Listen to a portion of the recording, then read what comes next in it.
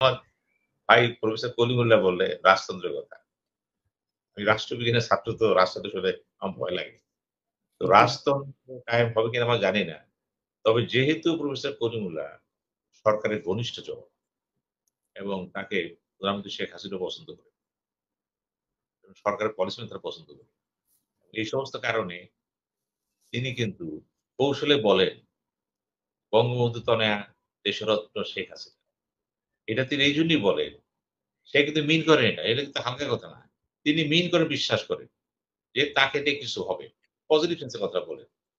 তিনি যখন বলছেন রাজতন্ত্র সম্ভাবনা আছে, এটা হতে পারে। আমাদের সাথে আছেন গ্লোবাল ভয়েসের public speaker doctor Sinha Ahmed Saeed. আমরা আপনার কাছ থেকেই কথা শুনবো এখন। আমাদের এখানে লক্ষ্য করার বিষয়, শান্তি বাহিনী নিয়ে কোনো কথা হচ্ছে না। শান্তি বাহিনীতে এমন কিছু অফিসার রয়েছে যারা বিভিন্ন র্যাবের যে সমস্ত কর্মকান্ডগুলি মানবাধিকারের বিপক্ষে ছিল, সেগুলো এমন কিছু লোক রয়েছে যে তারা সম্পৃক্ত ছিলেন এবং তাদের কিছু লোক এখনো আছে শান্তি বাহিনী। যদি এটা থাকে তাহলে তাদেরকে তাদের বিরুদ্ধে পদক্ষেপ নেওয়া হবে। অর্থাৎ তাদেরকে ফিরিয়ে দেওয়া হবে। এতে এই মিন করে না যে বাংলাদেশ মিশন বন্ধ করা হবে না। ওই সমস্ত লোকদের যদি না পারে, এটা নিয়ে এর আগেও কিন্তু জাতিসংঘের থেকে কিন্তু লোক এসেছিল। তারা আলাপ করেছিল যে রিক্রুটমেন্ট এমনভাবে হবে, শান্তিরক্ষী বাহিনীতে এমন কেউ থাকবে না যে বিতর্কিত। এখন দেখার ব্যাপার, আমেরিকা যখন উদ্যোগ নিচ্ছেন, ডয়েচে ভেলে কথা বলতেছেন, জাতিসংঘে কথা বলতেছেন, তাহলে আপনি ধরে নেবেন কিছু একটা হচ্ছে। আমাদের এখানে মূল আলোচ্য বিষয় ছিল এমপি আনারকে নিয়ে। আনার সম্পর্কে সবাই কম বেশি বলেছে। আমিও দেখলাম তার জীবনী জানতাম না, পড়লাম। আমাদেরকে লক্ষ্য রাখতে হবে। কালা ফারুকের কথা বলেছেন কলিমুল্লাহ। আমার খুব ওই সময় কালা ফারুক আমার খুব নিকটের লোক ছিল। নিকট মানে ভদ্রনম্র লোক ছিল। আমার সাথে সম্পর্ক ভালো ছিল। একসময় সে জাতীয় পার্টি, স্বেচ্ছাসেবক পার্টি করত সে। এমপিও হলো। অনেক কিছু আছে। কারণ মানুষের ভালো মন্দ মিলেই তো হয় এটা।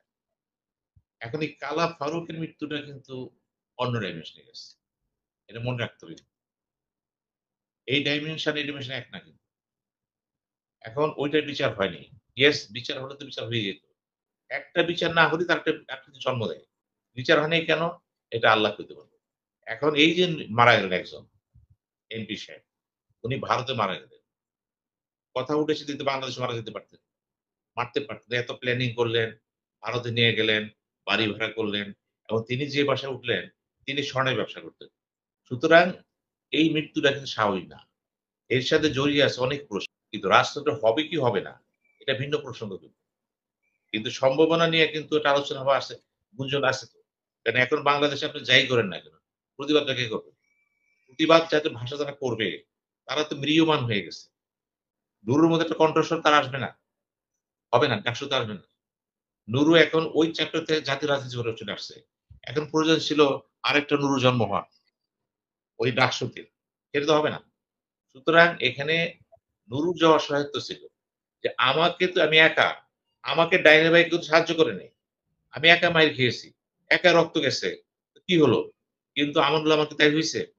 আশরাফ উদ্দৌলা কি তাই হইছে? মান্না ভাইয়ের কি তা হইছে? তা হয়নি।